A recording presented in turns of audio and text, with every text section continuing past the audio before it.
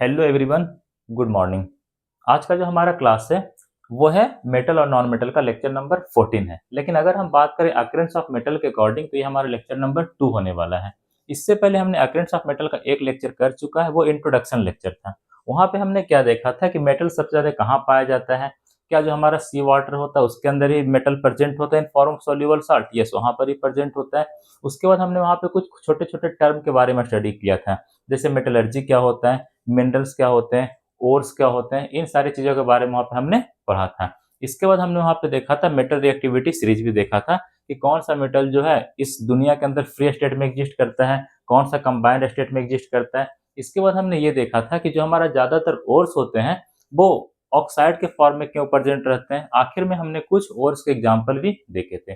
आज के क्लास में हमें देखना है types of metal on the basis of their reactivity. किसके आधार पे? उनकी रिएक्टिविटी के आधार पे मेटल्स कितने तरह के होते हैं।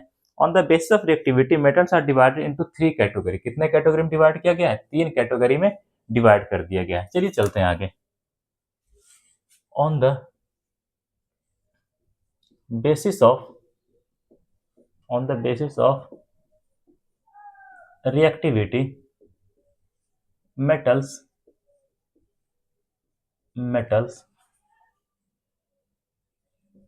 are divided into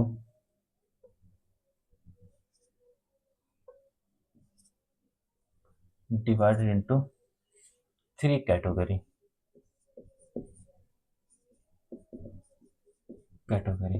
मतलब मेटल किस तरह का टेंडेंसी रखता है, उसका रिएक्शन करने का टेंडेंसी ज्यादा है या फिर कम है या फिर मॉडरेट है। इस आधार पे जो आपका मेटल है उसको 3 पार्ट में डिवाइड कर दिया गया है। सबसे पहले आता है most reactive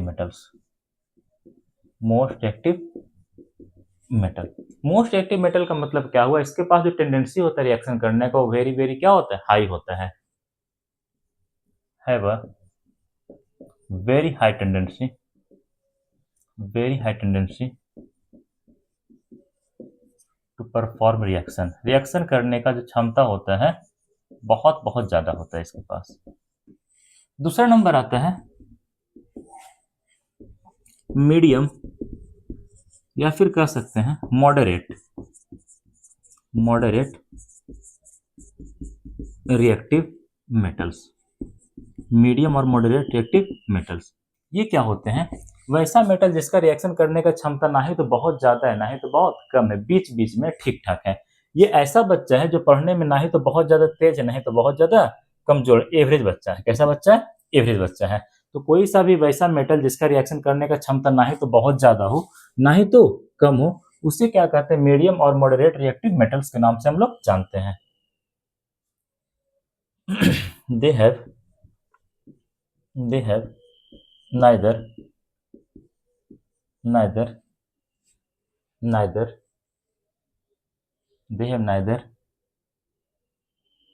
very high tendency to perform reaction nor very low। इसका रिएक्शन करने का जो टेंडेंसी होता है, क्षमता होता है, वो ना ही तो बहुत ज्यादा होता है ना ही तो बहुत कम होता है। इसके बाद तीसरा आता है लीस्ट रिएक्टिव मेटल्स।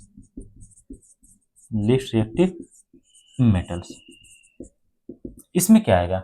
जिसका रिएक्शन करने का क्षमता बहुत बहुत कम हो। कोई सा भी वैसा मेटल जिसका रिएक्शन करने का क्षमता बहुत बहुत कम हो, ना के बराबर, उसे क्या कहते हैं? लीस्ट रिएक्टिव मेटल्स के नाम से जानते हैं। हैव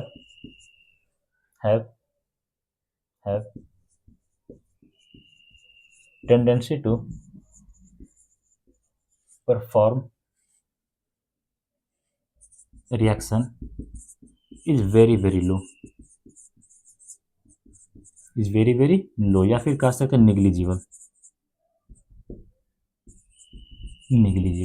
कैसा होता है? निग्लिजिबल होता है। तो याद रखिएगा रिएक्टिविटी के आधार पर मेटल्स को 3 पार्ट में डिवाइड किया गया है। पहला मोस्ट रिएक्टिव मेटल होता है, दूसरा मीडियम और मॉडरेट रिएक्टिव मेटल्स होता है, तीसरा क्या होता है? लीस्ट रिएक्टिव मेटल्स होते हैं। कोई दिक्कत है यहाँ तक? नहीं ना। लेकिन समझिएगा हम यहाँ पे पढ़ क्या रहे हैं? हम यहाँ पे पढ़ रहे हैं मेटलर्जी, हम यहाँ पे पढ़ रहे हैं एक्सट्रैक्शन ऑफ मेटल। अब ये तीन अलग अलग तरह के मेटल्स हैं, कितने तरह के, तीन अलग अलग तरह के मेटल्स हैं।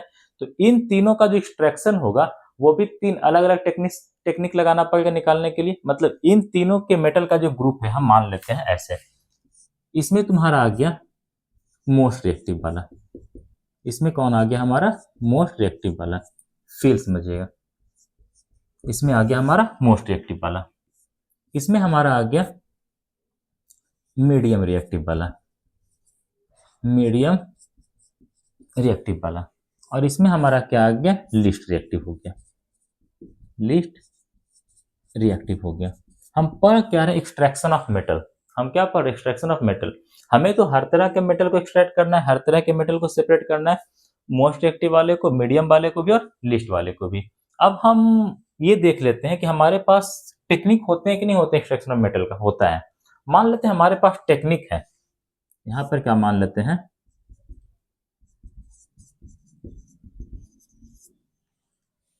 क्यू यू ही होगा, technique for extraction, extraction of metals, technique for extraction of metals. मान लेते हैं कौन कौन सा टेक्निक है हमारे पास, कुछ टेक्निक है, एक्स है, वाई है, जेड है, ईटीसी कर लो, इस तरह से टेक्निक है। इन सभी टेक्निक का हम यूज करेंगे तभी एक्सट्रैक्शन ऑफ मेटल किया जा सकता है। अब तीनों अलग अलग कैटेगरी है, तीन अलग अलग ग्रुप है किसका, मेटल का। तो जाहिर सी बात है अगर मोस्ट रिएक्टिव मेटल को एक्सट्रैक्ट करना है तो उसके लिए कोई टेक्निक का यूज किया जाएगा, मीडियम वाले को एक्सट्रैक्ट करना है तो उसके लिए कोई दूसरा टेक्निक का यूज किया जाएगा, और लिस्ट वाले को एक्सट्रैक्ट करना है तो उसके लिए कोई दूसरा टेक्निक का यूज किया जाएगा। मेरा कहने का मतलब क्या है कि ओवरऑल मेटल को तीन पार्ट में डिवाइड कर दिया गया है, कितने पार्ट में, तीन पार्ट में डिवाइड कर दिया गया है, और तीनों के लिए जो एक्सट्रैक्शन ऑफ मेटल का प्रोसेस होगा वो अलग अलग होगा, तीनों के लिए जो एक्सट्रैक्शन ऑफ मेटल का जो टेक्निक होगा वो अलग अलग होगा। ऐसा नहीं होगा कि एक्स वाला टेक्निक से इसको भी सेपरेट कर रहे हैं, यहाँ से भी एक्सट्रैक्ट कर रहे हैं, यहाँ से भी एक्सट्रैक्ट कर रहे हैं, ऐसा नहीं हो सकता है। वाई टेक्निक लगा के यहाँ से भी एक्सट्रैक्शन हो रहा है, यहाँ से भी हो रहा है, यहाँ से भी हो रहा है, ऐसा नहीं हो सकता है। जेड टेक्निक लगा के यहाँ से भी हो रहा है, यहाँ से भी हो रहा है, यहाँ से भी हो रहा है, ऐसा नहीं हो सकता है। हम मान लेते हैं, हम लेट कर लेते हैं यहाँ पर, लेट कर लेते हैं यहाँ पर, क्या लेट करते हैं, for their extraction, for their extraction we use technique, हम कौन सा टेक्निक यहाँ पे लगाते हैं, एक्स टेक्निक लगाते हैं, कौन सा, एक्स वाला।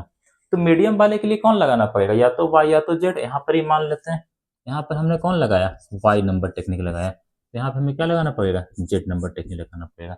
एक बार फिर से मेटल के रिएक्टिविटी के आधार पर मेटल को तीन पार्ट में डिवाइड कर दिया गया है। पहला मोस्ट रिएक्टिव, मतलब जिसके पास रिएक्शन करने का क्षमता बहुत बहुत ज्यादा है।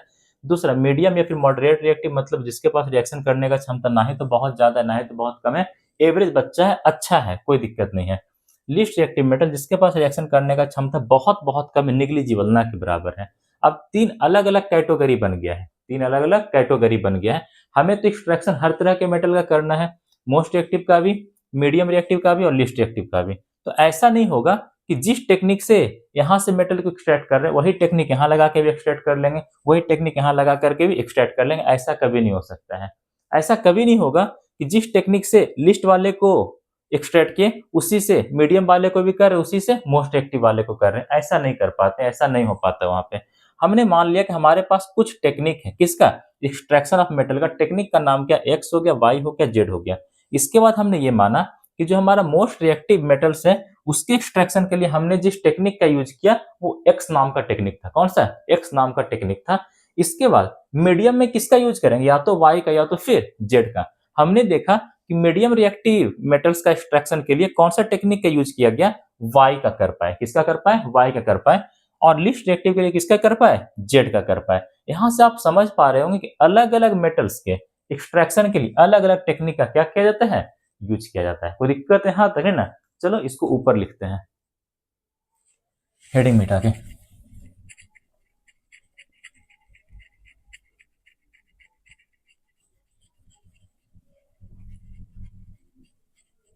चलिए,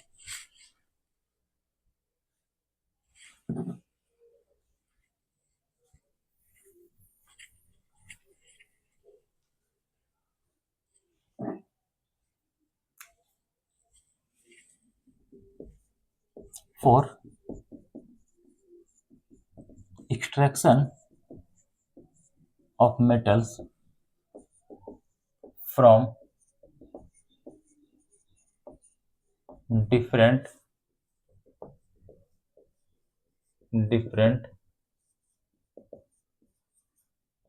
categories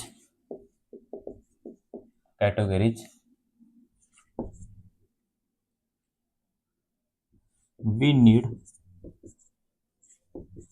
to apply different technique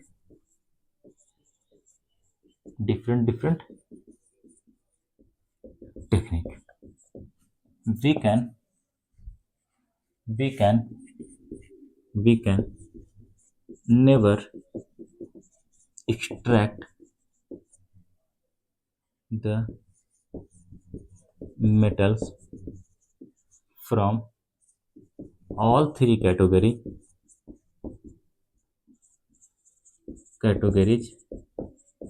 by using a common technique और मेथड। एक बार फिर से फॉर एक्सट्रैक्शन ऑफ मेटल को एक्सट्रैक्ट करने के लिए, मेटल को सेपरेट करने के लिए, कहां से? अलग अलग कैटेगरी से। For extraction of metal from different category we need to apply different technique. अलग अलग कैटेगरी से अगर हमें मेटल को एक्सट्रैक्ट करना है तो वहां पे हमें अलग अलग टेक्निक भी क्या करना होगा? अप्लाई करना होगा। We can never extract the metal, हम कभी मेटल को एक्सट्रैक्ट नहीं कर सकते हैं, हम कभी मेटल को सेपरेट नहीं कर सकते हैं। फ्रॉम ऑल थ्री कैटेगरी, तीनों कैटेगरी से, किसका यूज करके? किसी कॉमन टेक्निक या किसी कॉमन मेथड या फिर किसी कॉमन प्रोसेस का यूज करके हम वहां से मेटल को एक्सट्रैक्ट नहीं कर पाएंगे। कोई दिक्कत है? हाँ तक है ना। इतना इंफॉर्मेशन हमेशा आप लोग अपने पास रखिएगा। लेकिन बात आता है कि सर फिर भी कुछ कॉमन स्टेप तो होते होंगे ना एक्सट्रैक्शन ऑफ मेटल में, कि सारा कुछ अलग अलग होता है? नहीं, कुछ कॉमन स्टेप होते हैं। कहीं पर भी एक्सट्रैक्शन ऑफ मेटल करिएगा तो वहां पे कुछ कॉमन स्टेप आपको मिलेगा देखने को, और उन कॉमन स्टेप का संख्या कितना होता है? 5 होता है। कितना होता है? 5 होता है। अगला टॉपिक यही पढ़ाना है कि अगर हम कहीं पे एक्सट्रैक्शन ऑफ मेटल कर रहे हैं तो वहां पे कितना स्टेप कॉमन होता है, कितना स्टेप ऐसा होता है जो हर जगह अप्लाई होता है? 5। कितना होता है? 5। इतना नोट करिए, फिर आगे चलते हैं। हो गया, चलिए पूरा मिटाते हैं।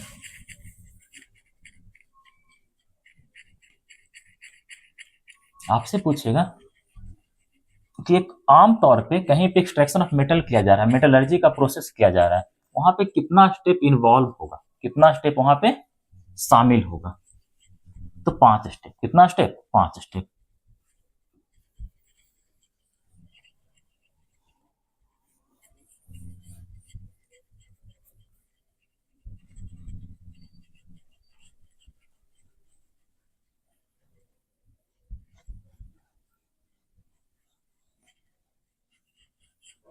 चलिए आगे चलते हैं।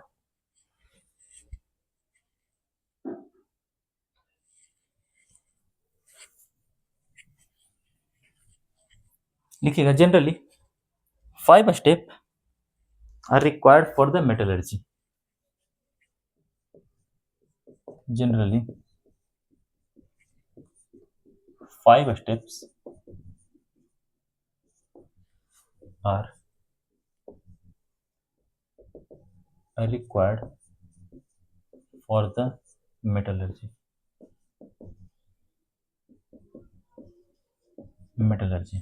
कहीं पर भी एक्सट्रैक्शन ऑफ मेटल करिएगा वहां पे 5 स्टेप तो शामिल रहेगा ही रहेगा। सबसे पहला आता है ग्राइंडिंग ऑफ ओर। आप लोग को ओर के बारे में कल पढ़ाया गया था। ओर क्या होता है? एक तरह का मिनरल होता है जहां से मेटल को एक्सट्रैक्ट करना, जहां से मेटल को सेपरेट करना आसान भी और सस्ता भी है। ग्राइंडिंग ऑफ ओर का मतलब क्या होता है? ओर को पीसा गया। ओर को क्या किया गया? पीसा गया। जिस तरह से चक्की में गेहूं को पीस करके आटा बनाया जाता है, उसी तरह से ग्राइंडिंग ऑफ ओर भी किया जाता है। स्टार्टिंग में क्या होता है? जो ओर का टुकड़ा होता है बड़ा बड़ा होता है। कैसा होता है? बड़ा बड़ा होता है। तो ग्राइंडिंग ऑफ ओर में क्या करते हैं? जो लार्ज पीसेस होते हैं ओर को, उसको किस में कन्वर्ट करते हैं? स्मॉल पीसेस में। किस में कन्वर्ट करते हैं? स्मॉल पीसेस में कन्वर्ट करते हैं। तो पूछेगा फर्स्ट स्टेप ऑफ मेटलर्जी क्या होता है? Grinding of ore. Grinding of ore में क्या किया जाता है? सिंपल भाषा में याद रखिएगा, ओर को पीसा जाता है और स्मॉल पीसेस में क्या कर देता है? कन्वर्ट कर देता है। In this step large pieces of ores are converts into small pieces of ore। यहाँ पे क्या होता है, जो ओर का बड़ा बड़ा टुकड़ा उसको किस में कन्वर्ट कर देते हैं, छोटे छोटे टुकड़े में हम लोग कन्वर्ट कर देते हैं। बी नंबर देखिएगा। दूसरा आता है कॉन्सेंट्रेशन ऑफ ओर। दूसरा क्या आता है, concentration of ore. Concentration of ore, concentration of ore का मतलब होता है ओर का साफ सफाई करना। ओर का क्या करना, साफ सफाई करना। नॉर्मल तरह से साफ सफाई करने के लिए आप किसी भी टेक्निक का यूज कर सकते हैं। जैसे जमीन से कोई या फिर अर्थ क्रस्ट से हमें कुछ ओर मिले, अर्थ क्रस्ट से हमें क्या मिला, कुछ ओर मिला। उस ओर को सबसे पहले हमने ग्राइंड किया। ग्राइंड करने के बाद उसके अंदर कुछ इम्प्योरिटीज प्रेजेंट था, सॉइल वगैरह प्रेजेंट था, कंकड़ वगैरह प्रेजेंट था, इसके अलावा सैंड वगैरह प्रेजेंट था। उसको धोकर उसको थोड़ा सा प्यूरिफाई कर सकते हैं कि नहीं कर सकते हैं, कर सकते हैं। इसे कहते हैं कंसंट्रेशन ऑफ ओर। एक बार फिर से, हमें जमीन से क्या मिला, कुछ ओर्स मिले, या फिर अर्थ क्रस्ट से हमें क्या मिला, कुछ ओर मिला, ठीक है। उस ओर को सबसे पहले हमने क्या किया, ग्राइंडिंग किया, पीस लिया, पीस करके छोटे छोटे पीस में कन्वर्ट कर दिया। इसके बाद भी हमने देखा कि उसके अंदर क्या प्रेजेंट है, कुछ इम्प्यूरिटीज प्रेजेंट है। क्या प्रेजेंट है, इम्प्यूरिटीज प्रेजेंट है। जैसे रख गया तुम्हारा, उसमें सॉइल रह सकता है, सैंड रह सकता है, कुछ छोटे छोटे कंकर स्टोन वगैरह भी प्रेजेंट रह सकता है। उसे हमें क्या करना है, सेपरेट करना है। क्या करना है, सेपरेट करना है, उसको क्लीन करना है। इसी को क्या कहते हैं, कंसंट्रेशन ऑफ ओर। इसमें क्या जाता है, इसमें क्या किया जाता है, here we cleaning the ores as much as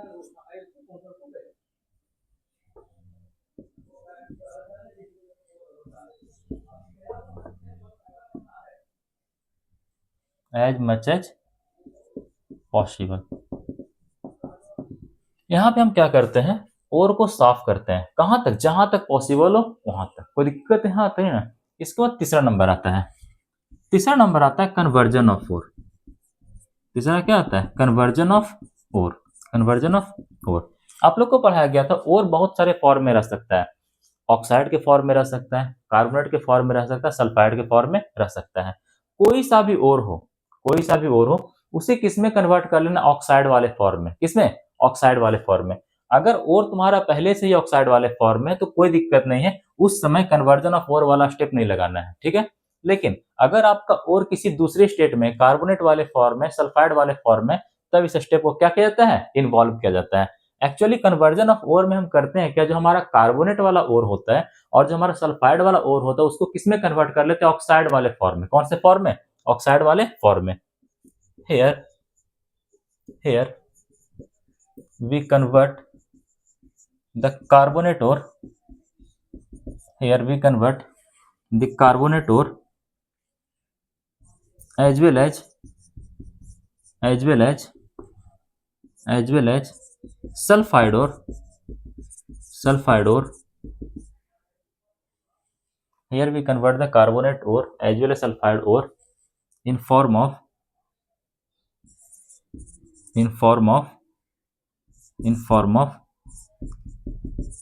oxide, in form of oxide. यहाँ पर जो आपका कार्बोनेट वाला ओर है और जो सल्फाइड वाला ओर है, उसको किसमें कन्वर्ट किया जाता है, ऑक्साइड वाले फॉर्म में। कौन से फॉर्म में, ऑक्साइड वाले फॉर्म में। कोई दिक्कत यहाँ तक नहीं ना।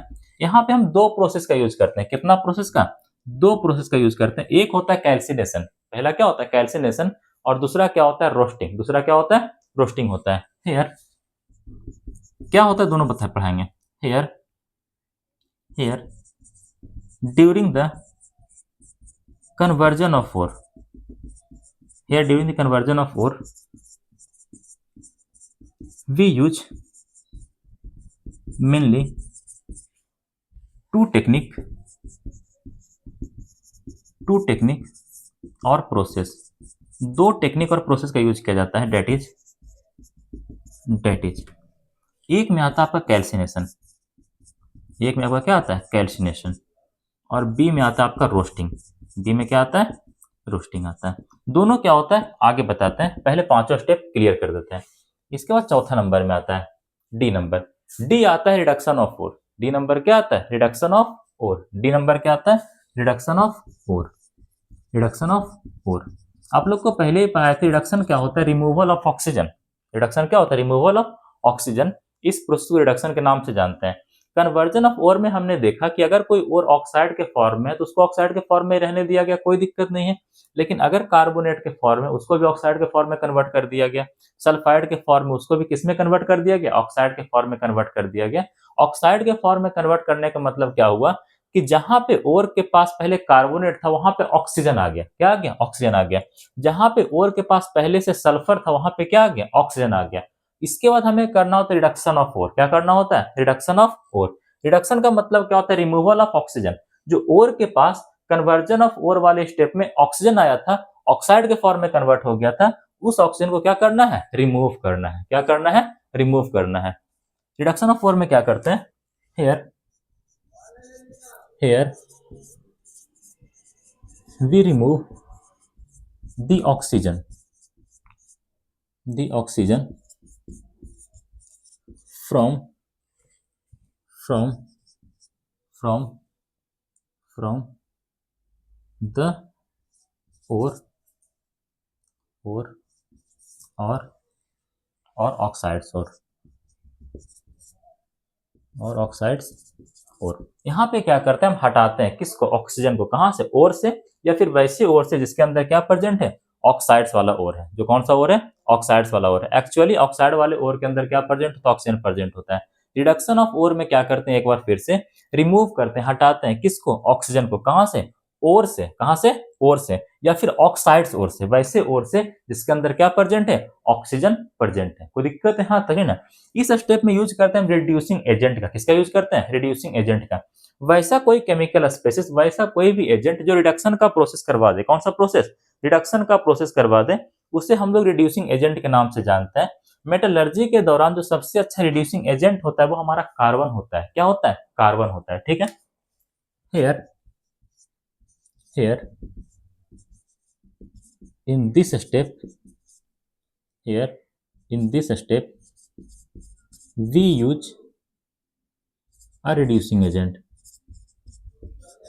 We use a reducing agent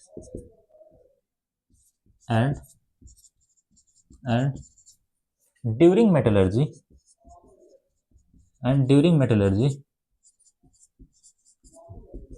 we mainly use reducing agent and during metallurgy we mainly use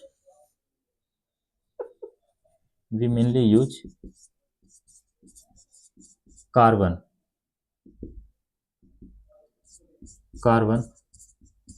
as a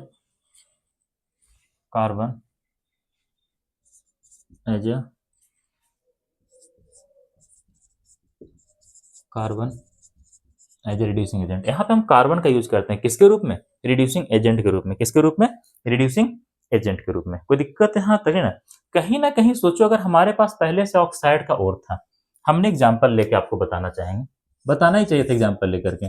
हमारे पास जिंक ऑक्साइड है। क्या है बाबू, जिंक ऑक्साइड है।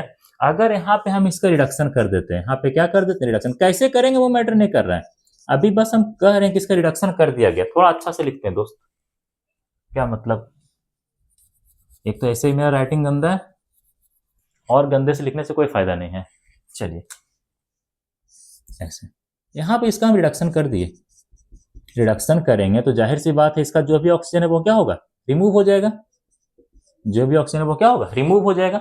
मतलब हमें यहाँ पे मिलेगा क्या, जिंक मिलेगा। हो सकता है सॉलिड के फॉर्म में मिले, हो सकता है लिक्विड के फॉर्म में मिले, हमें उससे मतलब नहीं। हमने मान लिया कि सॉलिड के फॉर्म में मिला है। कोई दिक्कत है, यहाँ तक आपकी मर्जी। आप मान लो लिक्विड वाले फॉर्म में मिला, यहाँ पे कोई दिक्कत नहीं, सॉलिड के फॉर्म में मिल सकता है, सॉलिड के फॉर्म में रहे, लिक्विड के फॉर्म में रहे, कोई दिक्कत की बात यहाँ पे नहीं है। अब बताओ, कहीं ना कहीं हमारा जो जिंक ऑक्साइड था, जो हमारा ऑक्साइड वाले ओर थे, उससे हमें क्या मिल गया, मेटल मिल गया। मेटल क्या हो गया, मिल गया। मतलब कहीं ना कहीं जो मेटलर्जी का प्रोसेस है, जो हम मेटल को प्राप्त करना चाह रहे थे, जो एक्सट्रैक्शन ऑफ मेटल का प्रोसेस, वो कंप्लीट हुआ कि नहीं हुआ, हुआ। लेकिन सोचो इस जिंक के अंदर अब भी तो कुछ इंप्योरिटीज प्रेजेंट रह सकता है ना, रह सकता है। मतलब इसके बाद आखिरी स्टेप में हमें फिर से क्या करना होता है, रिफाइनिंग। क्या करना होता है, रिफाइनिंग करना होता है। कोई दिक्कत है यहाँ तक, या फिर उसी को कहते हैं प्यूरिफिकेशन। क्या कहा जाता है, प्यूरिफिकेशन। सबसे पहला स्टेप बड़ा सा पीस था ओर का, उसको चूर चार के हमने क्या कर दिया, छोटे छोटे पीस में कन्वर्ट कर दिया। बी नंबर में आता है कंसंट्रेशन ऑफ ओर। ओर के अंदर कुछ गंदगी प्रेजेंट था, कुछ इंप्यूरिटीज प्रेजेंट था, उसको हमने साफ किया, पानी वगैरह से धो दिया, वहां तक साफ कर दिया जहां तक संभव था। तीसरा स्टेप आता है कन्वर्जन ऑफ ओर। यहाँ पे आपके पास जो भी ओर था, अगर ऑक्साइड के फॉर्म में, तो ऑक्साइड वाले में कोई छेड़छाड़ नहीं करना है, कार्बोनेट वाले फॉर्म में, सल्फाइड वाले फॉर्म में उसको कन्वर्ट कर लेना है। किसमें? ऑक्साइड्स में। किसमें कन्वर्ट कर लेना है? ऑक्साइड्स के फॉर्म में। ठीक है, यहाँ पे दो प्रोसेस का यूज होता है, कैल्सिनेशन और दूसरा रोस्टिंग। इसके बाद रिडक्शन ऑफ ओर। यहाँ पर हमने देखा था कि ऑक्साइड वाला ओर था तो ऑक्साइड में ही छोड़ दिए, कार्बोनेट वाले को भी ऑक्साइड में कन्वर्ट कर लिया और सल्फाइड वाले को भी किस में कर लिया, ऑक्साइड के फॉर्म में कन्वर्ट कर लिए। अब यहाँ पे आता है रिडक्शन ऑफ ओर। ऑक्साइड्स का मतलब क्या होता है, उसके पास ऑक्सीजन आ गया। क्या आ गया? ऑक्सीजन आ गया। अगर हमारे पास ये जिंक ऑक्साइड है, क्या है? जिंक ऑक्साइड है, तो इसके पास ऑक्सीजन है कि नहीं है? अगर कहीं से इसको रिमूव कर देते हैं तो फाइनली हमें क्या मिलेगा? जिंक मिलेगा। क्या मिलेगा? जिंक मिलेगा। तो रिडक्शन ऑफ ओर में क्या किया जाता है? रिमूवल किया जाता है। रिमूव किया जाता है किसको? ऑक्सीजन को। रिडक्शन ऑफ ओर में क्या करते हैं? रिमूव करते हैं किसको? ऑक्सीजन से। रिडक्शन ऑफ ओर में क्या करते हैं? रिमूव करते हैं किसको? ऑक्सीजन को। कहां से? ओर से। कहां से बाबू? ओर से, या फिर ऑक्साइड्स ओर से। वैसे ओर से जो कौन से फॉर्म में? ऑक्साइड वाले फॉर्म में। ठीक है, यहां पर इस स्टेप के दौरान हम किसका यूज करते हैं? एक रिड्यूसिंग एजेंट का यूज करते हैं। वैसा एजेंट जो रिडक्शन का प्रोसेस करवा दे उसे क्या कहते हैं? रिड्यूसिंग एजेंट कहते हैं। एंड ड्यूरिंग मेटलर्जी, और इस मेटलर्जी के दौरान हम कहीं पर भी एक्सट्रैक्शन ऑफ मेटल करेंगे तो मेनली रूप से, मुख्य रूप से हम किसको रिड्यूसिंग एजेंट की तरह काम पर लगा देंगे? कार्बन को। किसको लगाएंगे? कार्बन को। हमेशा याद रखिएगा, during metallurgy we mainly use carbon as a reducing agent. Carbon को रिड्यूसिंग एजेंट की तरह क्या करते हैं? यूज करते हैं। लेकिन इसके बाद भी जो जिंक हमें मिला सॉलिड के फॉर्म में या फिर लिक्विड के फॉर्म में, ये कौन से, इसके अंदर अभी भी कुछ इंप्योरिटी प्रेजेंट रह सकता है। जिंक ऑक्साइड को हमने रिडक्शन करवाया, जिंक मिल गया सॉलिड के फॉर्म में या फिर लिक्विड के फॉर्म में, लेकिन अब भी तो इसके अंदर कुछ इंप्योरिटीज रह सकता है ना? रह सकता है। इसके लिए, इसीलिए आखिरी स्टेप में फिर से क्या कहता है? प्यूरिफिकेशन किया जाता है, या फिर हमें कहना चाहिए रिफाइनिंग किया जाता है। क्या किया जाता है? रिफाइनिंग किया जाता है। ठीक है, ऊपर का सिर्फ स्टेप मिटाते हैं, ऊपर लिखना है।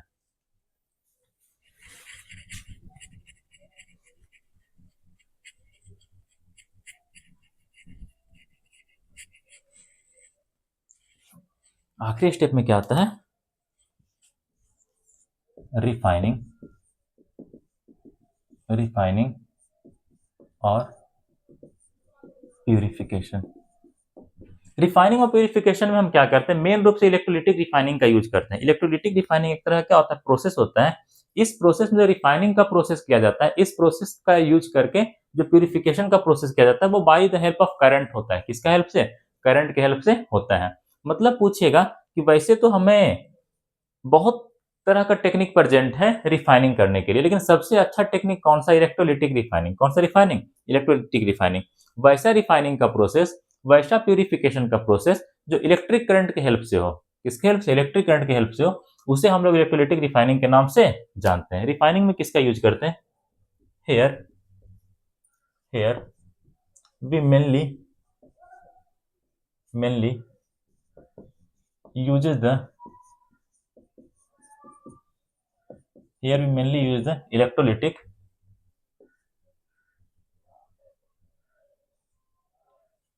here we mainly use the electrolytic refining here we mainly use the electrolytic refining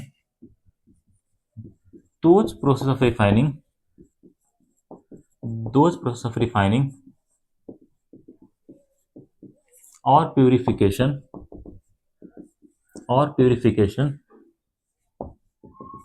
which occurs which occurs which occurs by the help of current by the help of current or electricity or electricity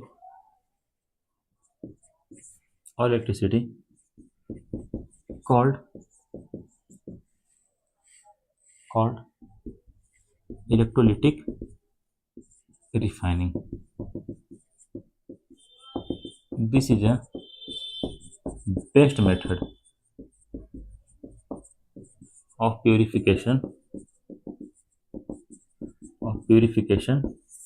और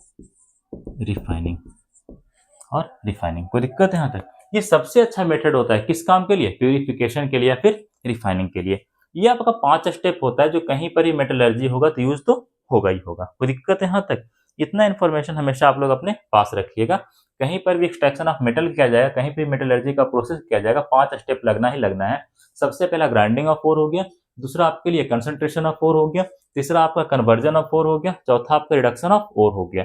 reduction of ore में क्या होता है? एक reducing agent का use होता है और वो रिड्यूसिंग एजेंट क्या करता है? ऑक्सीजन को रिमूव करवाता है। ऑक्सीजन को क्या करवाता है? रिमूव करवाता है। इसके बाद जो हमें मेटल मिला है, हो सकता है इसके अंदर अब भी कुछ इंप्योरिटीज प्रेजेंट हो, अब भी इसके अंदर कुछ अशुद्धियां प्रेजेंट हो, उसे भी क्या कर लेना है? सेपरेट कर लेना है। इसीलिए आखिर में हम किसका यूज करते हैं? रिफाइनिंग प्रोसेस का। किसका यूज करते हैं? रिफाइनिंग प्रोसेस का। आपसे पूछ सकता है कि जब हम रिडक्शन ऑफ ओर किया तो वहीं पे हमें मेटल मिल गया था, तो फिर से हमने रिफाइनिंग क्यों किया? फिर से हमने प्यूरिफिकेशन क्यों किया? ऐसा इसलिए किया क्योंकि इसके अंदर अब भी कुछ इंप्योरिटीज प्रेजेंट रह सकता है, कुछ अशुद्धियां प्रेजेंट रह सकता है, उसे भी क्या करना है? रिमूव करना है। और उसी को रिमूव करने के लिए हम किसका यूज करते हैं? रिफाइनिंग प्रोसेस का, फिर प्यूरिफिकेशन प्रोसेस का। यहाँ पर हम मेन रूप से कौन से प्यूरिफिकेशन प्रोसेस का यूज करते हैं? इलेक्ट्रोलिटिक प्यूरिफिकेशन या फिर इलेक्ट्रोलिटिक रिफाइनिंग का यूज करते हैं। वैसा प्रोसेस रिफाइनिंग का या फिर प्यूरिफिकेशन का जिसमें किसका यूज हो? करंट का यूज हो, इलेक्ट्रिसिटी का यूज हो, उसे हम लोग इलेक्ट्रोलिटिक रिफाइनिंग के नाम से जानते हैं। ये सबसे अच्छा मेथड होता है मेटल को प्यूरिफाई करने का या फिर मेटल को रिफाइन करने का। इतना इंफॉर्मेशन आप लोग हमेशा अपने पास रखिएगा। इसके बाद बात कर लेते हैं किसके ऊपर? कैल्सिनेशन के ऊपर और रोस्टिंग के ऊपर। कैल्सिनेशन के ऊपर और रोस्टिंग के ऊपर। ऊपर का मिटाते हैं और कहोगे तो नीचे का, बीच का रहने देते हैं।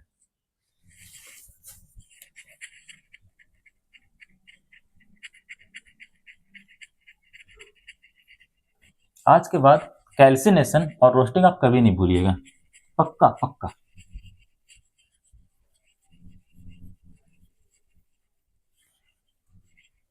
नीचे का ही मिटाते हैं।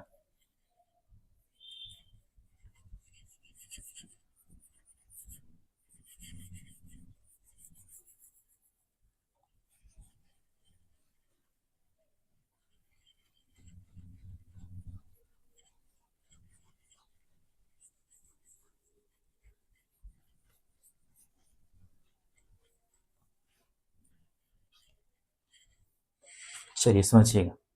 सबसे पहले बात कर लेते हैं कैल्सिनेशन का। सबसे पहले बात कर लेते हैं कैल्सिनेशन का। कैल्सिनेशन का कैल्सिनेशन का अगर हम फर्स्ट लेटर की बात करें, किसका बात करें? फर्स्ट लेटर की बात करें तो वो क्या आता है? सी आता है। क्या आता है? सी आता है। कोई दिक्कत है? हाँ तक नहीं ना? इसके बाद 2 सी और लगा देना ऐसे अपने मन से। ट्रिपल सी हो गया ना? चलो हो गया। देखो, सबसे पहला सी से क्या होता है? कैल्सिनेशन। सबसे पहला सी से क्या होता है? कैल्सिनेशन। एक ट्रिक है। सबसे पहला सी से क्या होता है? कैल्सिनेशन। दूसरे वाले सी से क्या होता है? कट। दूसरे वाले सी से क्या होता है? कट। कट करने का मतलब होता है काट देना। किसको काटेंगे? सप्लाई ऑफ ऑक्सीजन को। किसको काटेंगे? सप्लाई ऑफ ऑक्सीजन को। कट। किसको काटेंगे? Cut. Cut the supply of oxygen. Cut the supply of oxygen. Cut the supply of oxygen. और यहां पे एक सी का मतलब और क्या हो गया? कार्बोनेट। कार्बोनेट और कार्बोनेट और। कोई दिक्कत है? हाँ तो है ना? मेरा कहने का मतलब क्या हुआ? अगर हमारे पास कोई कार्बोनेट वाला और है, एग्जाम्पल के तौर पे हम बात कर लेते हैं CSU3 का। कार्बोनेट का और है। कौन सा और है? कार्बोनेट का और है। इसे हम लोग किस में कन्वर्ट करना चाहते हैं? ऑक्साइड के फॉर्म में। कौन से फॉर्म में? ऑक्साइड के फॉर्म में। सिंपल इसे हिट करिए। सिंपल इसे क्या करिए? हिट करिए। हिट का जो सिंबल होता है वो कुछ ऐसा होता है। हिट करिए।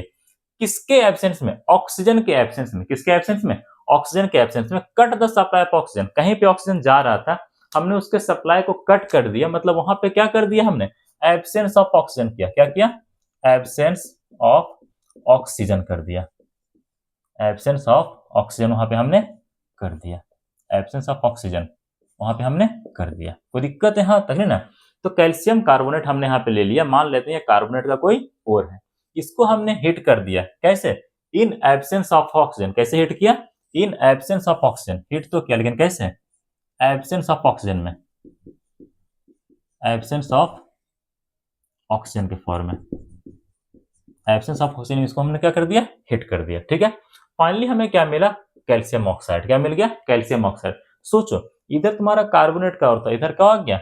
ऑक्साइड आ गया। इधर क्या आ गया? ऑक्साइड आ गया। इसका नाम होता है कैल्शियम कार्बोनेट। इसका नाम क्या होता है?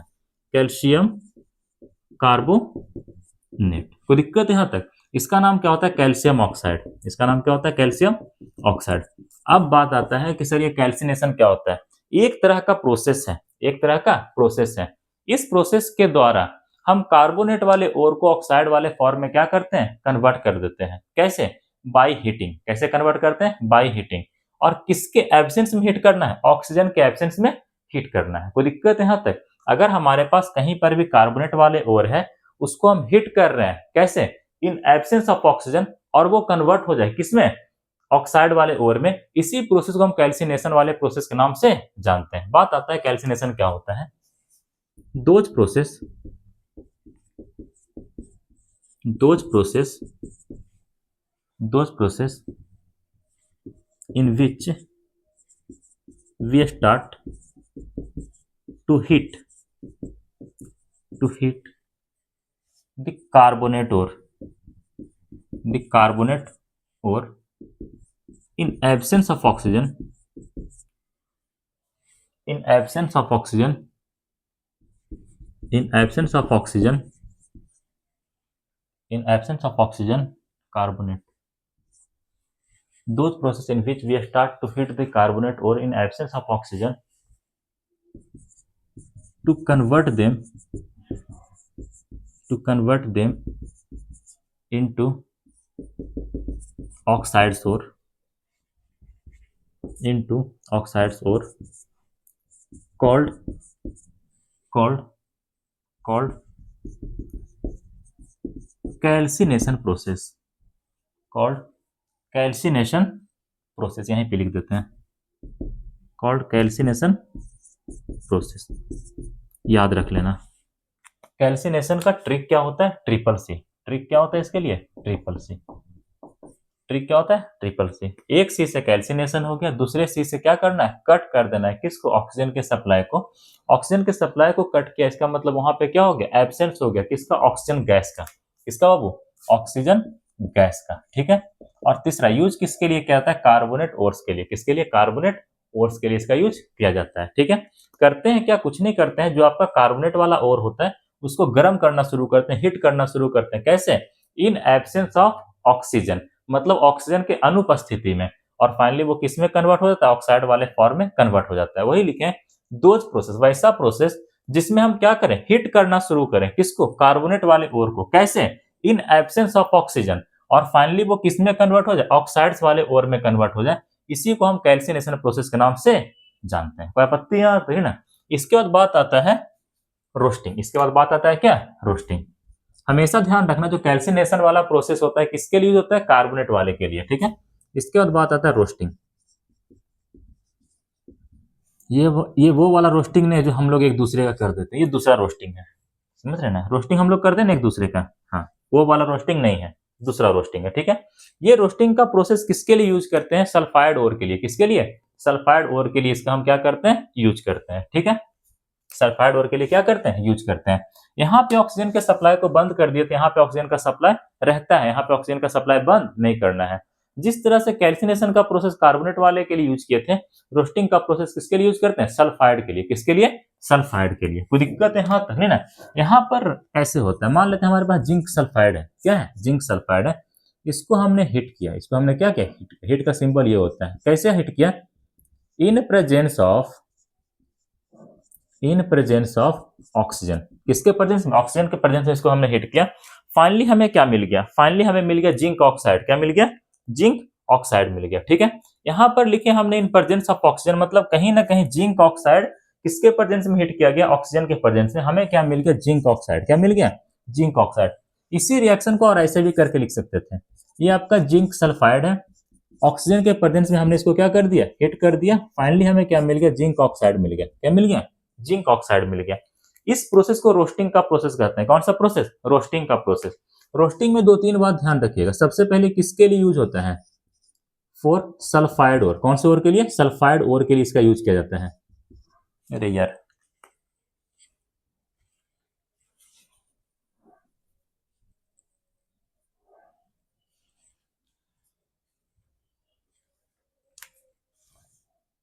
रोस्टिंग और सल्फाइड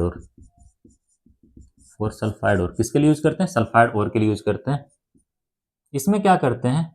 हीट करते हैं और को, हीट द ओर्स। कैसे हीट करते हैं? In presence of oxygen, in presence of oxygen. कोई दिक्कत है यहां तक? अब इसको डिफाइन कर लेते हैं, अब इसको क्या कर लेते हैं? डिफाइन कर लेते हैं। Those process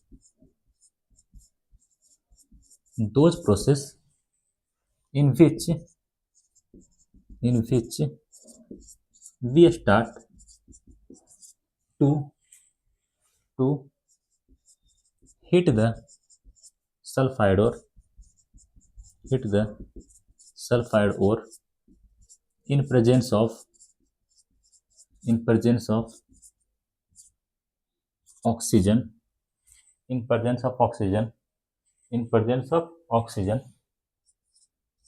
to convert them into oxides or called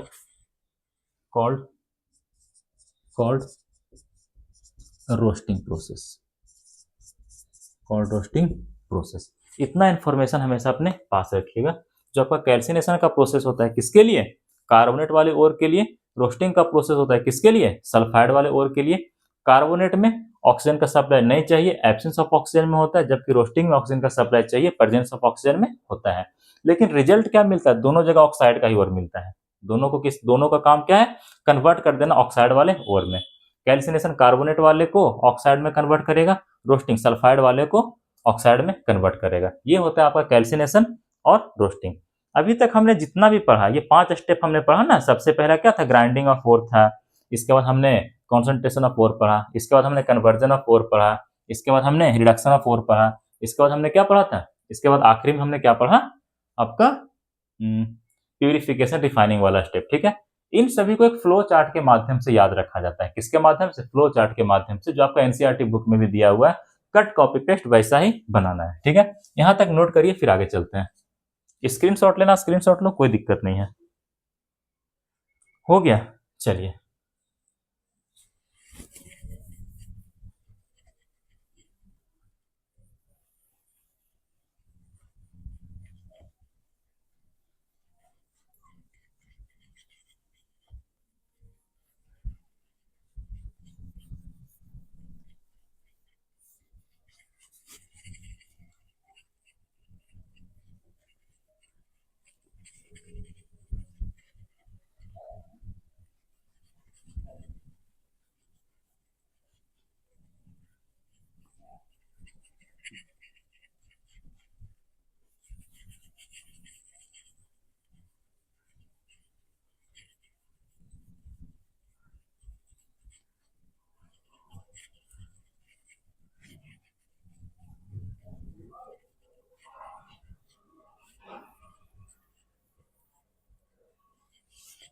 चलिए समझिएगा।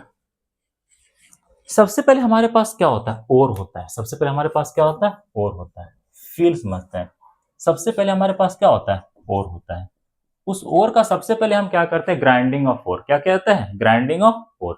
फर्स्ट स्टेप में हम क्या करते हैं? Grinding of ore. Grinding of ores किया जाता है। ठीक है, ग्राइंडिंग ऑफ ओर करने के बाद क्या किया जाता है? Concentration of ore. दूसरा स्टेप में क्या कहता है? Concentration of ore. दूसरा स्टेप में हम लोग क्या करते हैं? Concentration of ore. दूसरा स्टेप में हम लोग करते हैं concentration of ore. Concentration of ore. कोई दिक्कत यहां तक नहीं ना? आगे चलते हैं। जो आपका कॉन्सेंट्रेशन ऑफ ओर होता है, इसके बाद हमें पता है कि जो हमारा मेटल होता है 3 तरह का। कितने तरह का? 3 तरह का होता है। और तीनों को सेपरेट करने के लिए, तीनों का एक्सट्रैक्शन करने के लिए अलग अलग टेक्निक का क्या किया जाता है? यूज किया जाता है। मतलब कॉन्सेंट्रेशन ऑफ ओर के बाद हमें क्या मिल सकता है? 3 चीजें मिल सकता है। कितना चीजें? 3 चीजें मिल सकता है। सबसे पहला हमें मिल सकता है, सबसे पहला क्या मिल सकता है? मोस्ट रिएक्टिव मेटल्स मिल सकते हैं। क्या मिल सकते हैं? मोस्ट रिएक्टिव मेटल्स मिल सकता है। मोस्ट रिएक्टिव मेटल्स मिल सकता है। या फिर और क्या मिल सकता है? मीडियम और मॉडरेट रिएक्टिव मेटल्स मिल सकता है। तीसरा हमें क्या मिल सकता है, लीस्ट रिएक्टिव मेटल मिल सकता है। तीसरा क्या मिल सकता है, लीस्ट बोलो या फिर बोल सकते हैं लो रिएक्टिव मेटल्स मिल सकते हैं, लो रिएक्टिव मेटल्स बोल सकते हैं। तो दिक्कत यहाँ तक है ना। बात आता है कि तीनों में अब कैसे कैसे प्रोसेस लगाया जाएगा। सबसे पहले बात कर लेते हैं मोस्ट रिएक्टिव मेटल, किसका बात कर लेते हैं, मोस्ट रिएक्टिव मेटल का। मोस्ट रिएक्टिव मेटल केस में कुछ नहीं करना है, इसका इलेक्ट्रोलाइसिस किया जाता है। क्या कहता है, इलेक्ट्रोलाइसिस किया जाता है, ठीक है। किसके, इसके मोल्टेन ओर का, किसका वो, इसके मोल्टेन ओर का। जो आपका मोस्ट रिएक्टिव मेटल होगा इसका भी तो कोई ना कोई और प्रेजेंट रहेगा ही रहेगा ना। इस ओर को पिघला लिया था, मोल्टेन फॉर्म में लेके आया जाता है और उसके बाद उसको क्या कहता है, इलेक्ट्रोलाइसिस किया जाता है। क्या कहता है, इलेक्ट्रोलाइसिस किया जाता है। क्या करेंगे इसके बाद, electrolysis of molten ores. Molten, गलती लिख दी ना, MOLT होना चाहिए।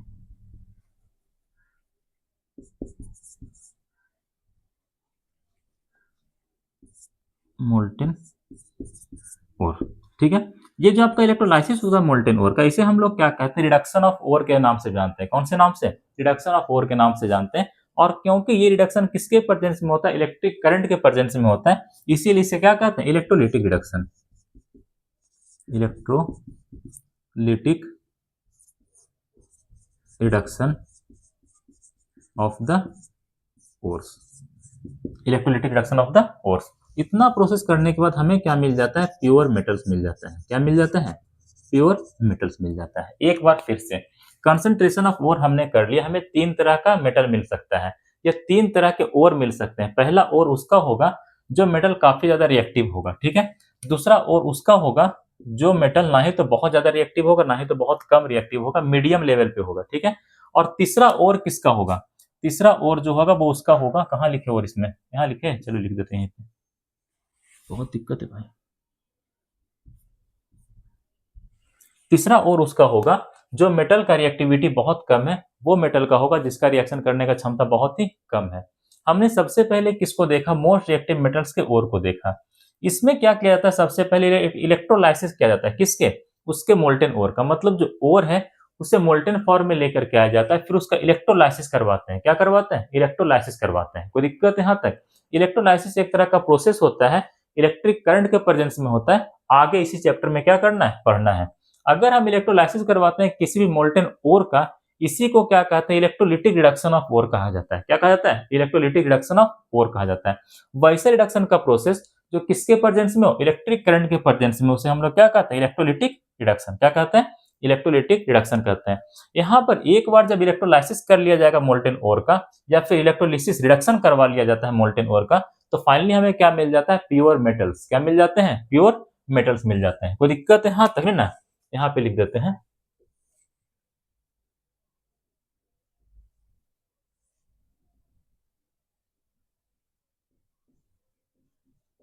those process of reduction, those process of reduction which occurs, which occurs, which occurs in presence of, in presence of electricity or current, in presence of electricity or current called, called electrolytic reduction. इसे क्या कहते हैं, electrolytic reduction के नाम से हम लोग जानते हैं। वैसे रिडक्शन का प्रोसेस जो किसके प्रेजेंस में हो, इलेक्ट्रिक करंट के प्रेजेंस में हो, इलेक्ट्रिसिटी के प्रेजेंस में हो, उसे हम लोग क्या कहते हैं, इलेक्ट्रोलिटिक रिडक्शन कहते हैं। ये इलेक्ट्रोलाइसिस का प्रोसेस क्या होता है आगे डिटेल में पढ़ना है, इलेक्ट्रोलिटिक रिडक्शन क्या होता है आगे डिटेल में पढ़ना है, इसी चैप्टर में आप लोग को पढ़ाया जाएगा। इसीलिए अभी इस पर ज्यादा लोड लेने की कोई आवश्यकता नहीं है, एज सच है ध्यान रख लेना है। इसके बाद बात आता है मीडियम और मॉडरेट रिएक्टिव मेटल्स के। इसके और जो होते हैं दो फॉर्म में प्रेजेंट रह सकता है। कितने फॉर्म में, दो फॉर्म में इसका और प्रेजेंट रह सकता है। या तो प्रेजेंट होगा तुम्हारे सल्फाइड के फॉर्म में, किसके फॉर्म में, सल्फाइड के फॉर्म में। या तो प्रेजेंट होगा तुम्हारा सल्फाइड के फॉर्म में, या तो फिर तुम्हारा कार्बोनेट के फॉर्म में। कौन से फॉर्म में? कार्बोनेट के फॉर्म में। कोई दिक्कत है यहाँ तक है ना? अगर तुम्हारा सल्फाइड के फॉर्म में है तब यहाँ पे कौन सा प्रोसेस लगाएंगे? रोस्टिंग का प्रोसेस लगाएंगे। कौन सा प्रोसेस? रोस्टिंग का प्रोसेस लगाएंगे। कौन सा प्रोसेस? रोस्टिंग का प्रोसेस लगाएंगे। और अगर कार्बोनेट वाले फॉर्म में है तब कौन सा प्रोसेस लगाएंगे? कैल्सिनेशन का प्रोसेस। कौन सा प्रोसेस? कैल्सिनेशन का प्रोसेस हम लोग यहाँ पे लगाएंगे। अगर ऑक्साइड वाले फॉर्म में कुछ नहीं करना है, ऑक्साइड वाले फॉर्म में रहेगा तो कुछ नहीं करना है। जैसे ही हम लोगों ने रोस्टिंग का प्रोसेस लगा लिया, हम लोगों ने कैल्सिनेशन का प्रोसेस लगा लिया, तो हमें क्या मिलेगा? Oxides of ore. क्या मिलेगा? Oxides of ore. Oxide of ore, या फिर कह सकते हैं ores, ores in oxide form. अच्छा से लिखते हैं थोड़ा सा, ऑक्साइड फॉर्म। कोई दिक्कत है? यहां तक है ना? इसके बाद हमें क्या करना है? इसके बाद कुछ नहीं करना है, रिडक्शन का प्रोसेस लगाना है। कौन सा प्रोसेस? रिडक्शन का प्रोसेस हम लोग यहाँ पे लगाएंगे। रिडक्शन ऑफ ओर किया जाएगा।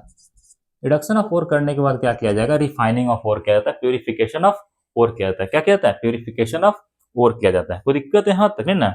और फाइनली हमें क्या मिल जाएगा? प्योर मेटल मिल जाएगा। रिडक्शन ऑफ ओर करने के बाद क्या कह सकते हैं? प्यूरिफिकेशन किए, प्यूरिफिकेशन ऑफ ओर लिखो, या रिडक्शन ऑफ ओर करने के बाद हमें क्या मिल जाता है? मेटल्स मिल ही जाता है जिसके अंदर कुछ इंप्योरिटीज प्रेजेंट रह सकता है। तो प्यूरिफिकेशन ऑफ ओर लिखो या फिर प्यूरिफिकेशन ऑफ मेटल्स लिखो, कोई दिक्कत नहीं है। मेटल्स लिखो, ठीक है। इस स्टेप के बाद हमें क्या मिलेगा? प्योर मेटल मिलेगा। इस वाले स्टेप के बाद हमें क्या मिल जाएगा? प्योर मेटल्स मिल जाएगा। प्योर मेटल्स मिल जाएगा। प्योर मेटल्स क्या होगा? मिल जाएगा। कोई दिक्कत है यहाँ तक है ना?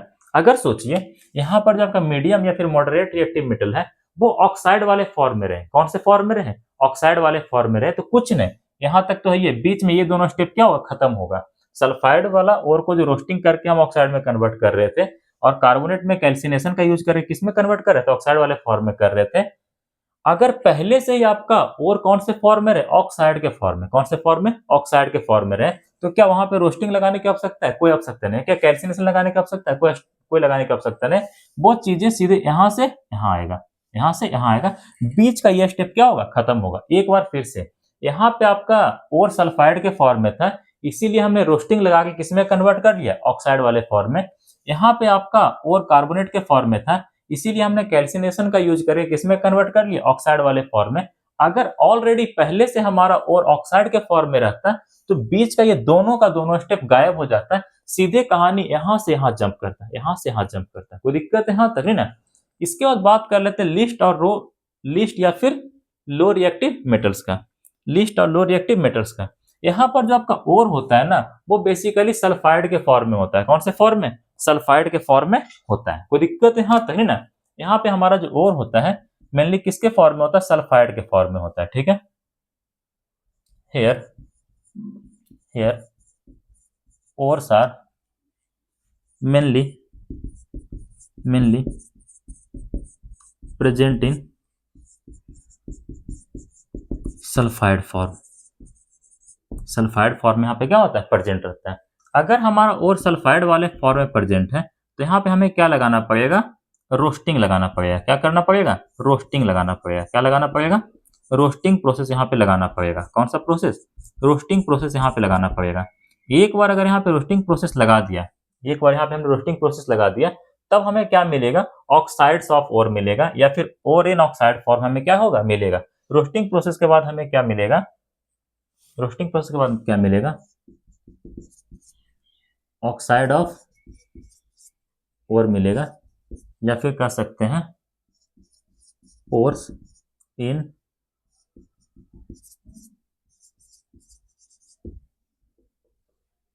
ओर्स इन ऑक्साइड फॉर्म मिलेगा। कोई दिक्कत है यहाँ तक? एक बार जब हमारा ओर मिल गया किस में? ऑक्साइड के फॉर्म में, इसके बाद हमें क्या करना है? रिडक्शन ऑफ ओर करना है। रिडक्शन ऑफ ओर करना है।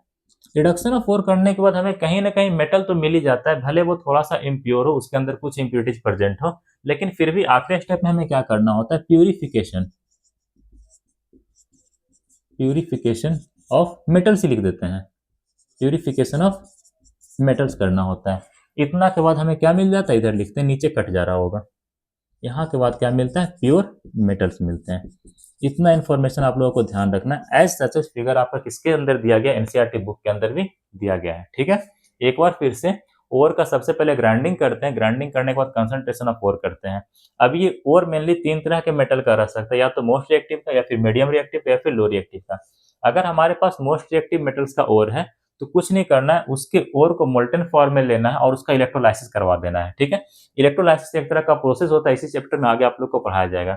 जब हम इलेक्ट्रोलाइसिस करवाते हैं किसका, मोल्टन ओर का, इसे ही हम क्या कहते हैं, इलेक्ट्रोलिटिक रिडक्शन ऑफ ओर के नाम से भी जानते हैं। जैसे ये प्रोसेस किया जाएगा हमें क्या मिल जाता है, प्योर मेटल्स मिल जाता है। मतलब उधर का कहानी क्या हो गया, खत्म हो गया। इसके बाद आता है मीडियम और फिर मॉडरेट रिएक्टिव मेटल्स का कहानी आता है। यहाँ पर जो ओर होता है दो फॉर्म में रह सकता है, या तो सल्फाइड के फॉर्म में, या तो फिर आपका कार्बोनेट के फॉर्म में। सल्फाइड के फॉर्म में तो रोस्टिंग प्रोसेस लगाइए, और अगर कार्बोनेट के फॉर्म में है तो कैल्सिनेशन प्रोसेस लगाइए, और फाइनली किसका फॉर्मेशन होगा, ऑक्साइड ऑफ ओर का फॉर्मेशन हो जाएगा। ऑक्साइड ऑफ ओर एक बार मिल गया, फिर क्या लगाना है, रिडक्शन ऑफ ओर लगाना है। क्या लगाना है, रिडक्शन ऑफ ओर लगाना है। रिडक्शन ऑफ ओर लगाने के बाद हमें क्या मिल जाता है, मेटल मिल जाता है। उस मेटल के अंदर थोड़ा सा इम्प्योरिटीज प्रेजेंट रहता है, उसे भी हटाने के लिए हम क्या करते हैं, प्यूरिफिकेशन ऑफ ओर करते हैं, या फिर हमें कहना चाहिए प्यूरिफिकेशन ऑफ मेटल करते हैं। एक बार जब प्यूरिफिकेशन कर लेते हैं तो फाइनली किसका फॉर्मेशन होता है, प्योर मेटल का। किसका फॉर्मेशन होता है, प्योर मेटल्स का। कोई दिक्कत है, हाँ तो है ना। इसका बात आता है लिस्ट और लो रिएक्टिव मेटल्स का, लिस्ट या फिर लो रिएक्टिव मेटल का। यहाँ पर और कौन से फॉर्म में प्रेजेंट होता है, मेनली सल्फाइड के फॉर्म में प्रेजेंट होता है। ठीक है, यहाँ पर कौन से प्रोसेस लगाना है, रोस्टिंग प्रोसेस लगाना है। सल्फाइड के लिए कौन सा प्रोसेस, रोस्टिंग प्रोसेस लगाना है। फाइनली किसका फॉर्मेशन होगा, ऑक्साइड ऑफ ओर का फॉर्मेशन होगा। इसका फिर से यहाँ पे रिडक्शन ऑफ ओर करना है, मतलब ओर का रिडक्शन करना है। एक बार ओर का रिडक्शन होगा तो किसका फॉर्मेशन हो जाएगा, मेटल्स का फॉर्मेशन हो जाएगा, लेकिन उसके अंदर कुछ ना कुछ इंप्यूरिटीज रहेगा। मतलब फाइनली हमें क्या करना होगा, प्यूरिफिकेशन ऑफ मेटल्स करना होगा, तब जाके हमें क्या मिलेगा, प्योर मेटल्स मिल जाएगा। कोई दिक्कत है, हाँ तक है ना। इतना इन्फॉर्मेशन, ये चार्ट आप लोग हमेशा अपने पास ध्यान रखिएगा, कोई दिक्कत। इसके बाद एक छोटा सा डेफिनेशन पढ़ना होता है गैंग का। किसका डेफिनेशन पढ़ना होता है, गैंग का, GANGUE। वो गैंग दूसरा होता है जो हम लोग बनाते हैं, GANG वाला दूसरा होता है। ठीक है, यहाँ पे गैंग GANGUE वाला गैंग होता है। ठीक है, गैंग क्या होता है, जो और हम लोग अर्थ क्रस्ट से ऑब्टेन करते हैं, अर्थ क्रस्ट से माइनिंग प्रोसेस के द्वारा खदान वगैरह बना करके जो भी और हम लोग बाहर निकालते हैं, उसके अंदर कुछ इम्प्यूरिटीज प्रेजेंट होता है। इम्प्यूरिटीज के रूप में आपका सॉइल हो गया, आपका सैंड हो गया, स्टोन वगैरह प्रेजेंट रह सकता है। कोई दिक्कत यहाँ तक। ओर के साथ जो भी इम्प्यूरिटीज प्रेजेंट होता है उसे हम लोग गैंग कहते हैं। क्या कहते हैं, गैंग कहते हैं। ठीक है, मिटाते हैं, छोटा डेफिनेशन लिखवाते हैं, क्लास खत्म करते हैं।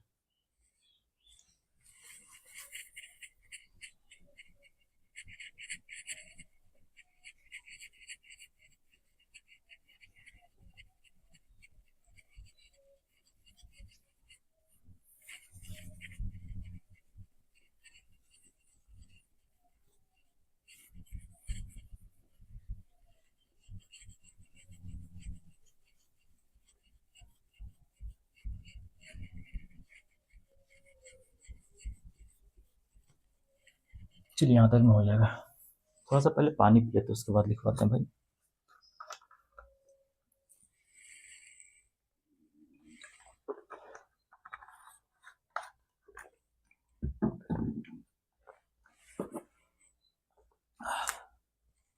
Define gang.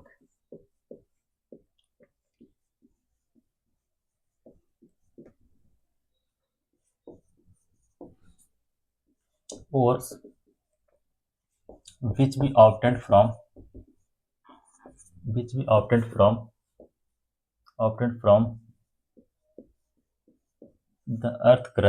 earth crust mainly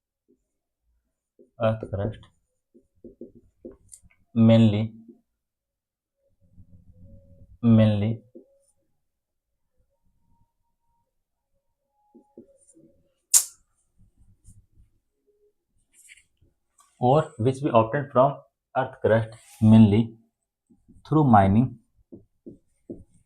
through mining are generally contaminated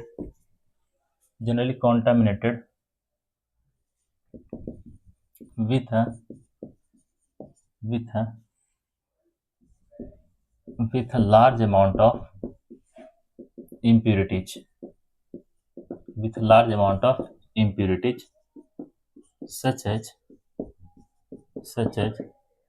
soil, sand, stones, etc. etc. Such such such impurities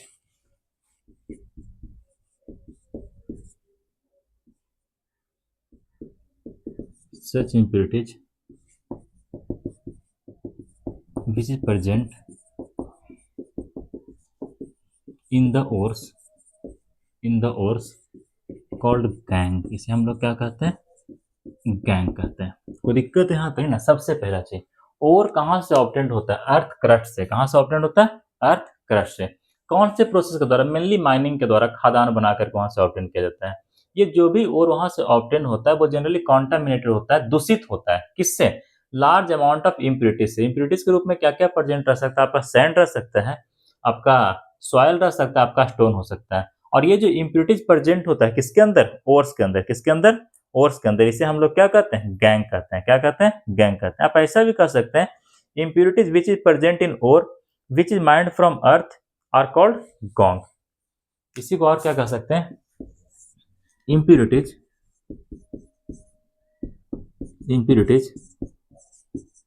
which is present in the ores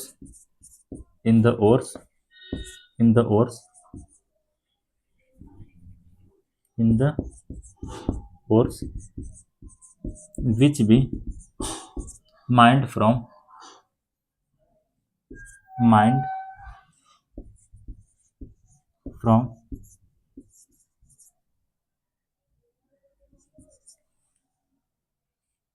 impurities which is present in ore which is mined from the